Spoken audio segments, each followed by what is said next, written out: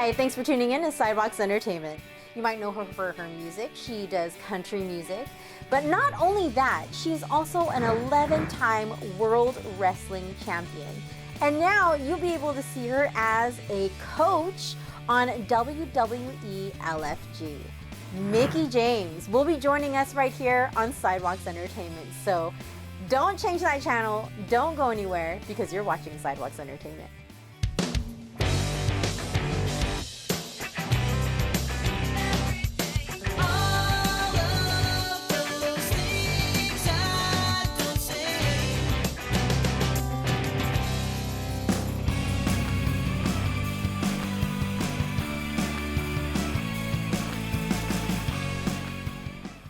I'd like to welcome 11-time World Wrestling Champion Mickie James to Sidewalks Entertainment.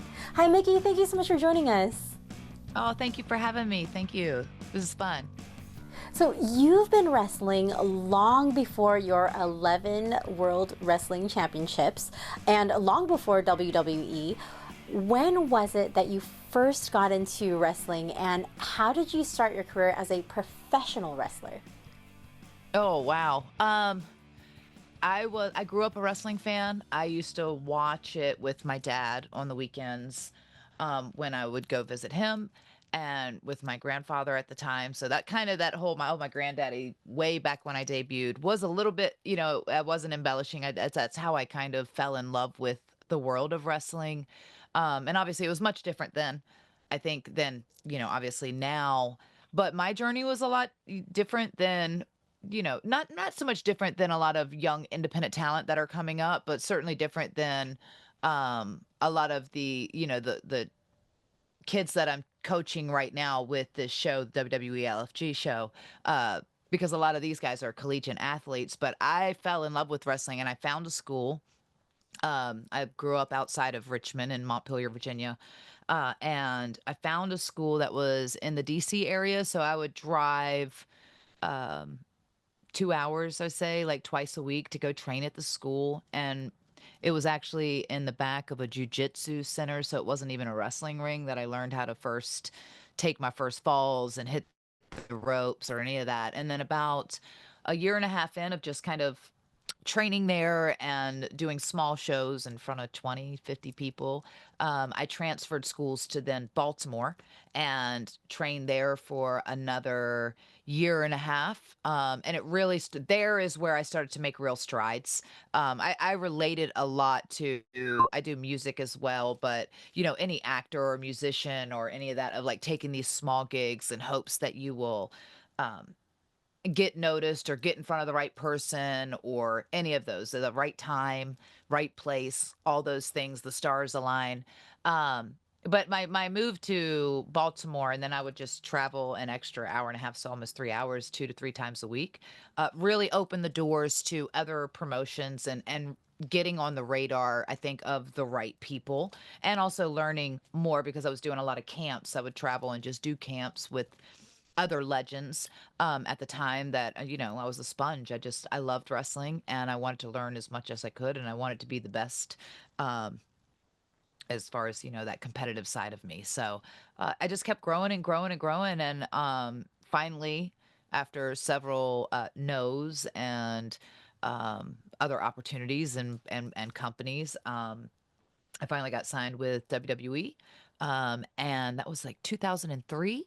And I went to their developmental program, which is very similar to WWE NXT, now, just a smaller scale. And obviously, we were kind of tucked away and hidden in Louisville, Kentucky, and spent almost 3 years there, just kind of still perfecting my craft. So, um, yeah, it was different for me. It was like took me almost 7 years, I think, to make it to TV by the time I made it to TV. And but it was fun. And I made so many great friends, people that I'm still friends with along the way, and we've kind of had our wrestling journeys together. And it's just funny to be on this side of it because I still remember being that young, hungry girl that just wanted this business so badly and just wanted to be the best so badly. And I see that in so many of my hopefuls now, and it's just real cool. It's almost like full circle, to be a Oh, I trainer on love the other side or to be that. this mentor. Yeah, Yeah. yeah. So So as you mentioned, you are one of the coaches on A&E's WWE LFG. So what do you enjoy most about being one of the coaches on the series? Well, gosh, I mean, there's so many facets to it, right? Like, obviously, there's the camaraderie of the coaches. It's getting to know all of those guys on a whole different level because I've only known them as the sports entertainer and the wrestler. I've not really known them on this other side, and to gain that respect, I think, from them and to be seen on an equal platform is really uh cool for me, but also really humbling in the sense that I'm still learning and I can learn underneath of them in a different way in this whole kind of new world. But also with with the trainees and with the hopefuls, to be able to relate with them, it does make me go back in time and remember myself, a young, hungry Mickie James, Alexis Lurie at the time, just scratching and clawing and just trying to learn as much as I can and just trying to figure out what it is that's going to set me apart and make me different and um, learn how to captivate an audience and speak to them on not just like a verb, but on an emotional level and to be able to take them on that ride and all these things. It's cool to connect with the kids in in that way and really hopefully guide them and give them some tools to have this journey be a long one and an amazing one and but also to be kind to themselves along the way because we all have our we're our own worst critics, I think, in everything. And it's really easy to be hard on yourself on a day-to-day basis when you're feeling like you're not good enough. But if you could just kind of like be grateful for these like little strides that you're making every day, um, it kind of keeps you in that positive space, of the learning process. So earlier you spoke of having developed friendships throughout your career and other coaches in WWE LFG. Some of those longtime friends that you were talking about? Um, I would say we're all friends. I wouldn't hanging out with them or Bubba Ray is probably the closest that I know, but because I've worked with him and along this world, wrestling world, in different companies and different radio shows and different things like that.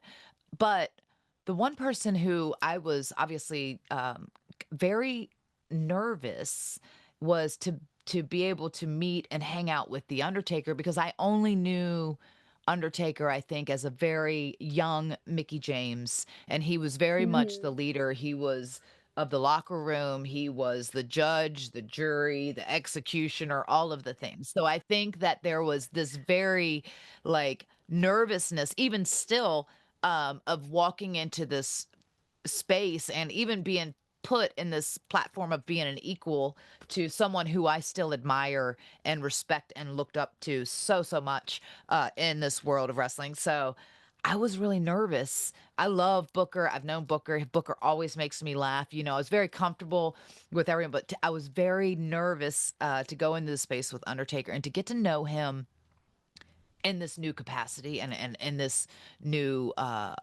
area because he's never really coached anyone either. But Mhm.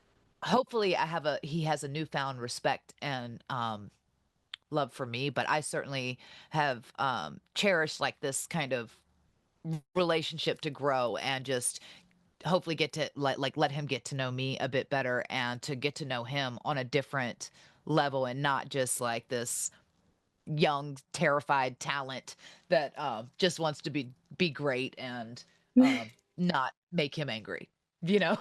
So Well, Mickey, you're pretty amazing yourself. So to hear you say that, that's so neat. it's some things never change. Some things never change. Well, sadly, we are out of time, but it really was such an honor to speak with you today, Mickey. Thank you so much. Oh, thank you. I really appreciate it. And make sure everyone tunes in to A&E for WWE LFG. It's going to be great. It's going to be so fun. And we're super stoked about it. It's going to be something just completely raw and different. And we hope you guys love it. For more full-length celebrity interviews, visit sidewalkstv.com.